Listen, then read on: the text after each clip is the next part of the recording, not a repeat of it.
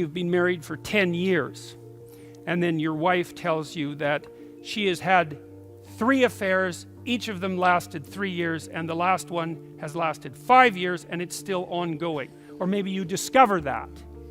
Okay, so then you might say, what happens then?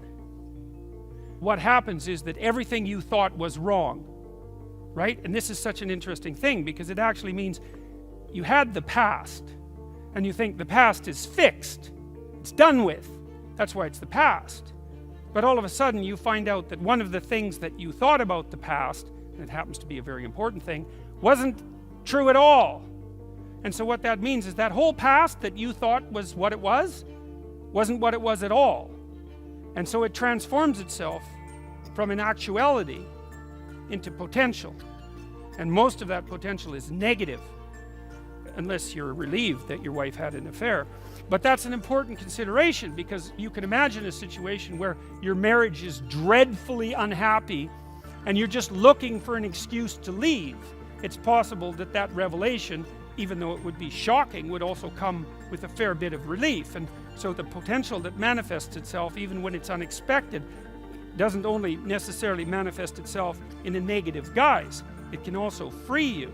And if your marriage was unhappy, even if you wanted to cling to it, and the betrayal was revealed, and you're divorced and you set yourself up, in 2 years you might be in a better place than you were. It's not a pathway I'm recommending, by the way. I'm just saying that it's more complicated than it looks. That's the introduction of chaos into order. The oldest story we have is something like, order is susceptible to disruption by chaos, and the fundamental demand that's made on the human being is to contend with the chaos that disrupts order.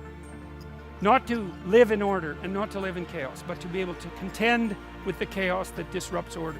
And so when you encourage your children, for example, what you're doing is encouraging them to become the masters of the chaos that can disrupt order, rather than denizens of order, which makes them tyrants, or denizens of chaos, which makes them nihilistic and hopeless.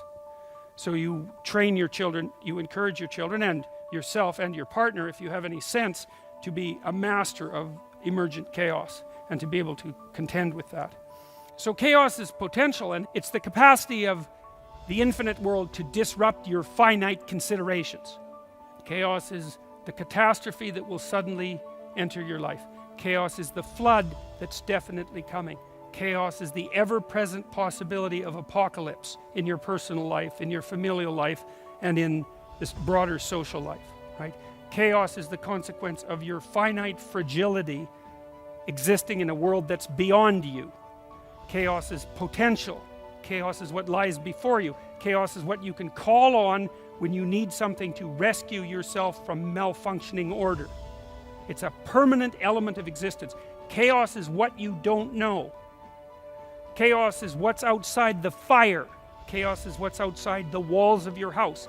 Chaos is what's outside the walls of your town. Chaos is what's outside of the borders of your country. All of that is chaos and potential. Order is where you are when what you're doing is working in the manner that you intended. Okay, it's a very specific definition. How do you know that you know what you're doing? You don't, because you don't know what you're doing, because you don't know everything. Everything you do is bounded by ignorance.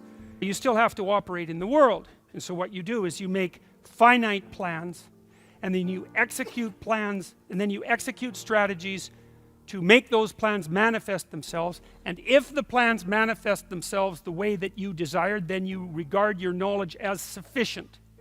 That's your definition of truth, and it's the only definition of truth that you can use, because you don't have everything at hand. And when you're where what you're doing is working, that's order. And you might think, I should just stay there, because that's a comfortable place to be. And there's a certain amount of truth to that, except for one thing. If you've defined a domain of order, and you stand in it, and you wait, the disorder will enter all by itself, because things aren't static, things change all the time, and your attempt to bind yourself within a static structure is destined to fail, because everything around you is in flux, and the thing that you've parceled out as permanent will transform itself across time. Here's an example. Let's say you're a perfectly well adapted 11-year-old. 11-year-old children are often very delightful because they're like adult children. They're not teenagers. They're the most mature form of children, and they can be really delightful people, and then like 3 years later you hate them. And the reason for that is that, of course, as soon as they hit puberty, which is the emergence of chaos into the already developed childhood structure, it's really the emergence of sexuality into a structure that didn't have to adapt to sexuality, and maybe even the emergence of aggression to some degree, but mostly sexuality. If the child maintains only the 11-year-old personality, by the time they're 16, they're no longer a delightful 11-year-old. They're a very immature 16-year-old.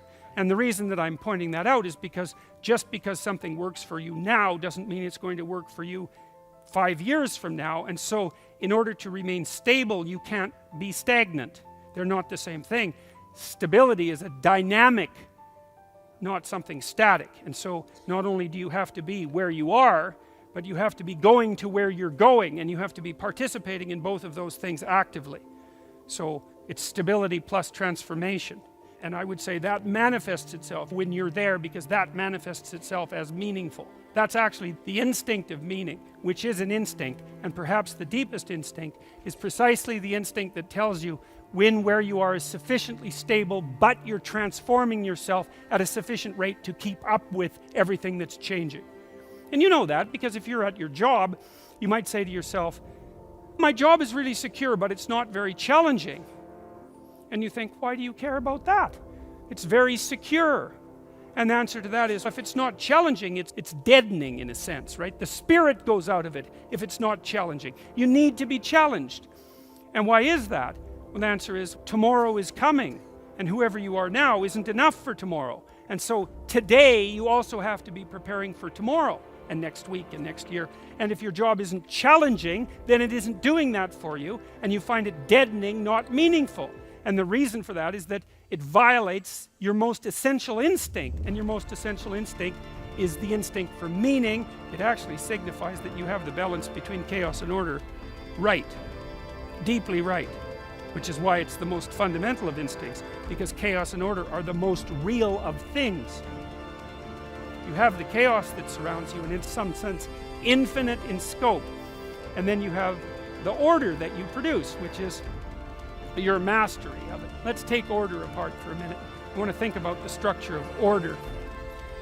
And I'm not saying that chaos is bad and order is good. I'm not saying that at all. That's not the right way to look at it. It's the balance between them that's of crucial importance. They exist as superordinate categories.